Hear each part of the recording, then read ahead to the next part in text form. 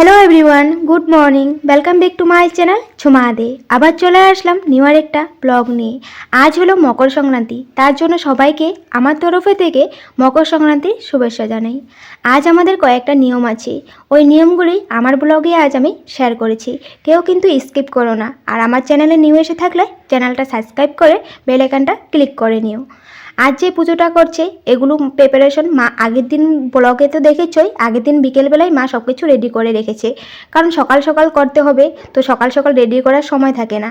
আর আজ কাক ডাক দেওয়ার আগে স্নান করে উঠে সূর্যকে পুজো দিতে হয়, সূর্যদেবকে পিঠে দিতে হয়।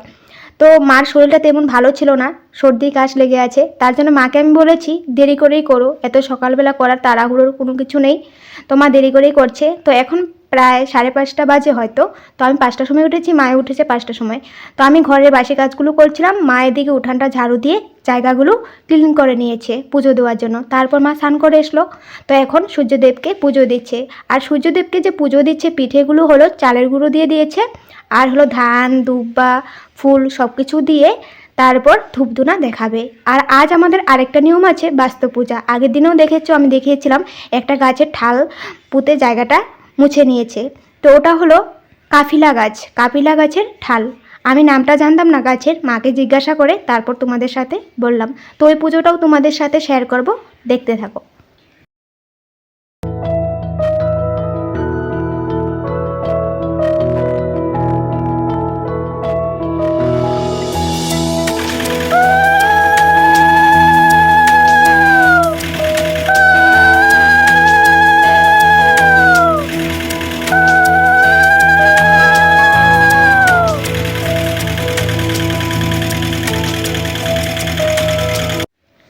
সূর্যদেবকে পুজো দেওয়ার পর মা এখন ওই কাফিলা গাছটাকে পুজো দিচ্ছে। আর দেখো কত কুয়াশা পড়ছে, বাপরে অনেক ঠান্ডা। ঠান্ডাতে স্নান করে এসেছে, আমার তো অনেক ঠান্ডা লাগছিল। তো যাই হোক, মা এখন পুজো দিচ্ছে। আর এইটা যে দিচ্ছে চালের গুঁড়ো দিয়ে, এটা কিন্তু পিঠে। তো এই পিঠেটা মানে আমাদের চারোদিকে বাড়িতে দুয়ারে ঘরে সবখানে দেওয়া হয় পুজো করার পর। আর ঘরের ঠাকুর পুজো দিয়ে দিব, ওখানেও কিন্তু এই পিঠেগুলো দেওয়া হয়। তো যাই হোক, এখন মা একটু সুন্দর করে গাছটার নিচে সাজাচ্ছে, তারপর সুন্দর করে ফুল তুলসী পাতা দুব্বা সিন্দুর সব কিছু দিয়ে পুজো করে নেবে।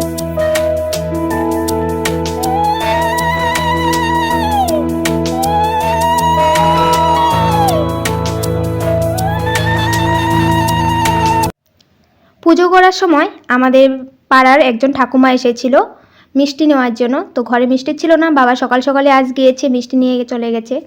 তারপর মা বলল দাঁড়াও পুজো করছি, প্রসাদ নিয়ে যাবে। তারপর অল্প টাইম পুজোর সামনে দাঁড়ালো, তো বলছে সকাল সকাল প্রসাদ খাবে না, পরে আসবে, তার জন্য প্রসাদ আর নেয়নি। তারপর মা ঘরে ঠাকুর পুজোটাও দিয়ে নিয়েছে। তো আমি রান্নাঘরে চলে এসেছি বলে ঠাকুর পুজোটা তোমাদের সাথে শেয়ার করতে পারলাম না। তো এখন আমি চা করছি। আর হলো মা প্রসাদও নিয়ে এসেছে। তো আমি তো সকাল সকালে স্নান করে নিয়েছি, তো প্রসাদ অল্প একটু মুখে দিয়ে নিলাম। আর এখন আমি চা করছি।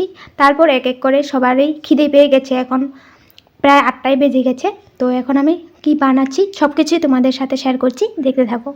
বাবা আগের দিন দুপুরবেলা ব্রেড এনেছিল, গোটা ব্রেডগুলো থাকে তো তো কীরকম জানি হয়ে আছে ঠান্ডাতে, তার জন্য ভাবলাম একটু তেল দিয়ে একটু ভাজা করে নেই, খেতে ভালো লাগবে। তার জন্য একটু কড়াইতে তেল দিয়ে দিলাম। তো একটু মানে ভেঙে নিয়েছি, টুকরো টুকরো করে নিয়েছি, তবে ভিতরটা একটু গরম হবে আর ভাজা ভাজা হলে খেতে ভালো লাগবে। আর চিড়া নিয়েছি, চিড়া পোলাও করব। আর ভাই বলছে চিড়া পোলাও খাবে না, ম্যাগি খাবে, তো আমি ম্যাগিও করব। তো সব কিছুই করেছি, দেখতে থাকো, স্কিপ করো না কিন্তু।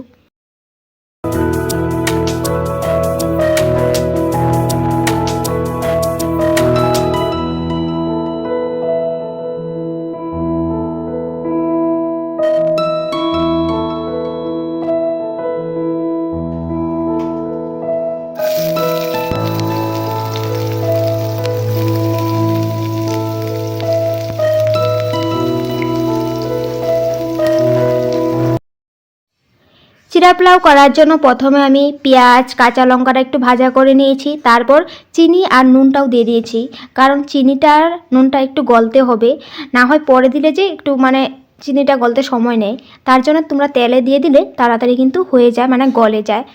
তো যাই হোক, চিড়াটা এখন আমি ধুয়ে নিব। আগে ধুইনি, কারণ চিড়াটা বেশি নরম হয়ে যাবে, তার জন্য আমি তাড়াতাড়ি করে এখন ধুয়ে নিয়েছি। দেখো ঝরঝরে হয়ে আছে, তবেই কিন্তু চিড়া পোলাওটা ঝরঝরে হবে। আর আমি এখন শর্টকাট করে করছি, কিছু কাজু বাদাম কিছু অ্যাড করছি না। তোমরা চাইলে কাজু বাদাম তারপর ডিম সব কিছুই দিতে পারো। তো আমি শর্টকাট করে অল্পই চিড়া ছিল তো ওটুক ভাজা করে নিচ্ছি।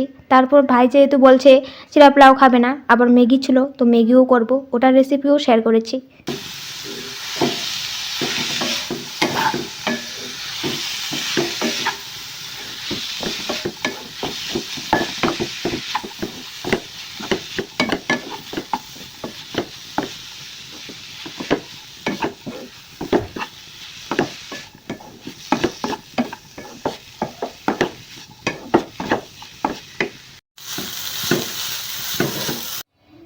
চিড়া পোলাওটা হয়ে যাওয়ার পর তো ডিম ছিল ঘরে, ডিম সিদ্ধ করে নিলাম, নুন নিয়েছি, নুন দিয়ে খেতে ভালো হবে।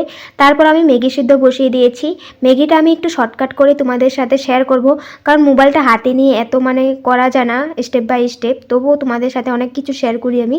তো আমি পেঁয়াজ, কাঁচা লঙ্কা, টমেটো, একটা ডিম নিয়েছি, কাঁচা লঙ্কা পেঁয়াজ সব কিছু একসাথেই নিয়েছি। তারপর কড়াইয়ে তেল দিয়ে পেঁয়াজ কাঁচা লঙ্কাটা দিয়ে টমেটো, নুন, হলুদ, ম্যাগির মশলা, জিরের গুঁড়ো, টমেটো, একটা ডিম সব কিছু দিয়ে দিয়েছি। দেওয়ার পর এখন নাড়াচাড়া করছি। তো টমেটো, ডিম এগুলো তো একটু ভাজা হতে হবে, সিদ্ধ হতে হবে, তার জন্য একটু আমি জল অ্যাড করে দেব। আর আজ আমি ম্যাগিটা সিদ্ধ করে নিয়েছি, তো ম্যাগির স্যুপ বানাচ্ছি না, কিন্তু ম্যাগিটা একটু মাখা মাখা করে নরম করে বানাবো, তবে সস দিয়ে খেতে কিন্তু ভালো লাগবে।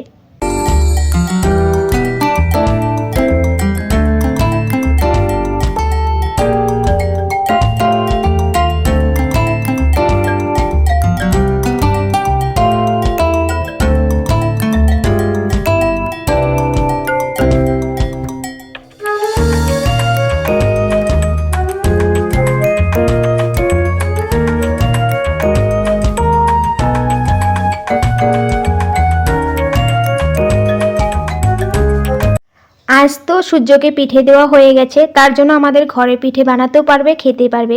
তো আমি কিন্তু আগের দিন রাত্রেই ইডলি বানাবো বলে চাল আর মুগ ডালটা ভিজিয়ে রেখে দিয়েছি।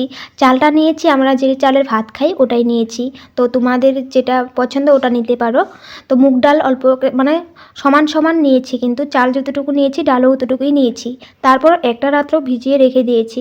এখন আমি ভালো করে ক্লিন করে নিয়েছি। তো এখন আমি পেস্ট করে নেব, আর জল দিব না কিন্তু বেশি, একটু শুকনো শুকনো করেই করব। দেখো তোমরা।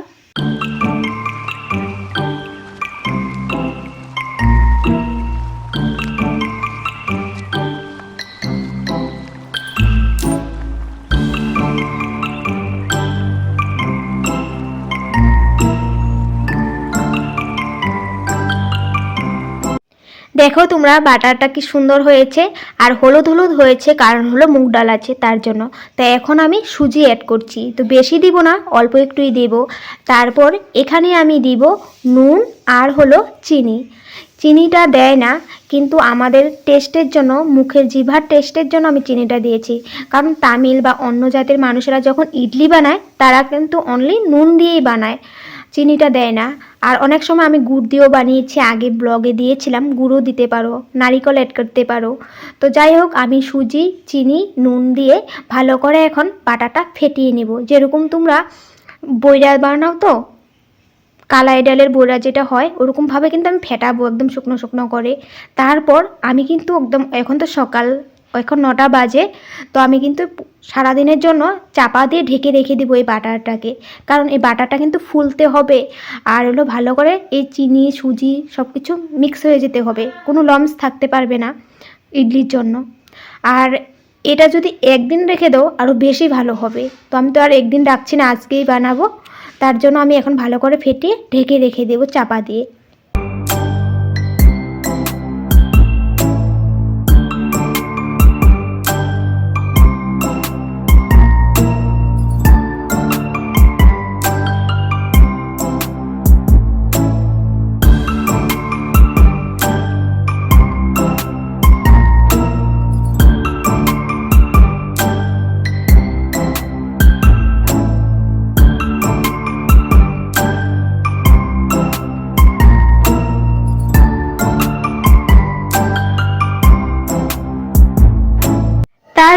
আমার একটা পার্সেল আসলো, তো পার্সেলটা রিসিভ করার জন্য আমি চলে গেছি। আজ রান্নাবাড়াটা মায়েই করছে, মাছ এনেছে, আর সকালে কি খাওয়া হবে তো ওগুলো মায়েই করছে। মাকে বলেছি সিদ্ধ ভাত বানাও, সবাই একসাথে খেয়ে নিতে পারবো। তারপর পার্সেলটা যেহেতু আমি হাতে পেয়েছি, তো আমার অনেক দিন ধরে ইচ্ছে ছিল এই জিনিসটা আনার, তো আজকে আমি হাতে পেয়েছি, তো আমার না অনেক আনন্দ হচ্ছিল। তো যাই হোক, আজ আমি তোমাদের সামনেই আনবক্সিং করছি। তো কি এনেছি অনেকে হয়তো বুঝে গেছো, তো আমি এনেছি সেলফি স্ট্যান্ড। তো অনেক দিন ধরে কিন্তু ইচ্ছে ছিল কবে আনবো কবে আনবো, তো আজকেই পেলাম। তো তোমাদের সামনেই আমি আনবক্সিংটা করলাম, কারণ সব কিছু ছোটো ছোটো করে অল্প অল্প করে তোমাদের সাথে শেয়ার করি, আমার সুখ দুঃখ সব কিছুই, তার জন্য এটাও শেয়ার করতে হবে। তো এনেছি কথা ঠিক, আনবক্সিং করেছি তোমাদের সামনে, কিন্তু আমি এসব ব্যাপারে একটু কমই বুঝি, ভালো এসেছে না খারাপ এসেছে, কিভাবে এটা মানে লাগাতে হবে, এটা তো পার্টসগুলো খোলা খোলা থাকে, তো এগুলো আমি জানি না কিন্তু। তো এগুলোর পণ্ডিত হলো আমার ভাই, ছোটো ভাই। তো তার জন্য আমি তোমাদের সামনে আনবক্সিংটা দেখালাম। তো ভাই ভালো করে দেখাবে কী করতে হয় না করতে হয়, চলো দেখি।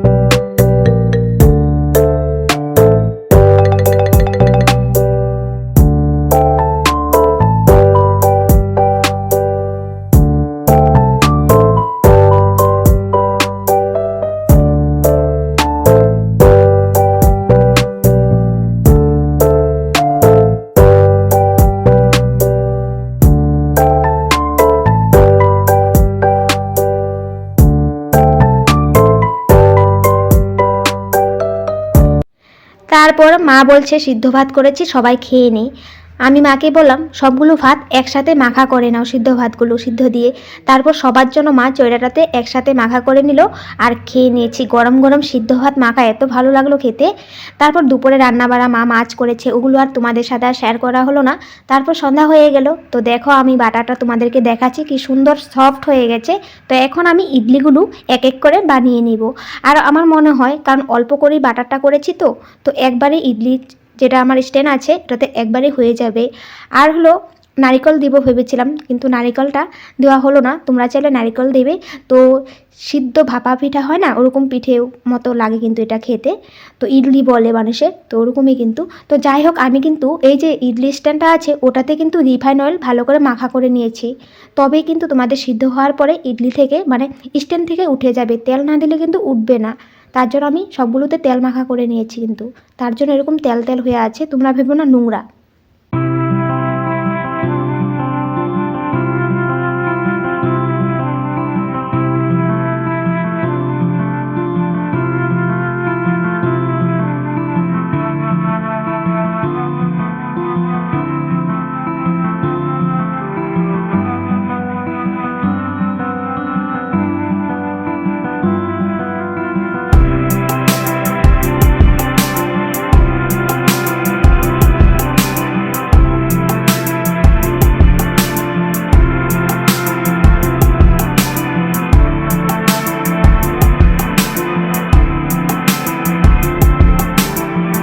ইডলি স্ট্যান্ডটাতে ইডলিগুলো আমি সুন্দর করে সাজিয়ে নিয়েছি।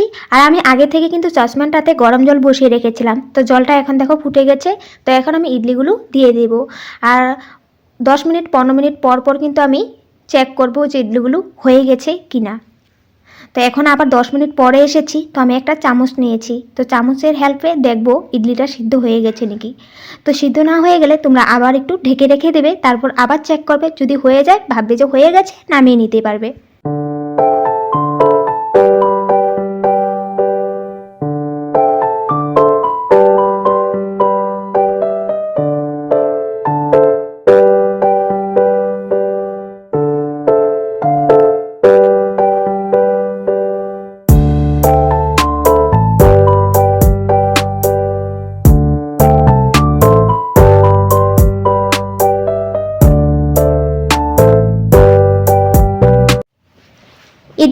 সুন্দর করে হয়ে গেছে, তোমরা নিজেই দেখো সুন্দর করে উঠেও যাচ্ছে।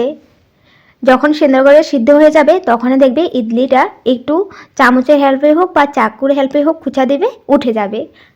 আর এই ইডলিগুলো তোমরা কিছু মানে চাটনির সাথে বা কিছু যদি মানে তোমাদের রান্না বাড়া সবজি থাকে বা চিকেনের ঝোল চিকেন থাকে তো ওগুলো দিয়েও কিন্তু খাইতে পারো, ভালো লাগবে। তো আমি তো এখন আর অন্য কিছু দিয়ে খাচ্ছি না, আর ভাই বলছে যে সস দিয়ে খাবে, তো সস দিয়ে খেতেও কিন্তু ভালো হয়। তো আমি না পরের ভিডিওগুলো শ্যুট করেছিলাম, কিন্তু পরে যখন আমি এডিট করতে গেছি তো দেখি আমার মোবাইলে ভিডিওগুলো সেভ হয়নি, বা হয়তো ভিডিওগুলো কিছু কারণবশত ডিলিট হয়ে গেছে। আমি কিন্তু জানি না কি হলো মিস্টেকটা।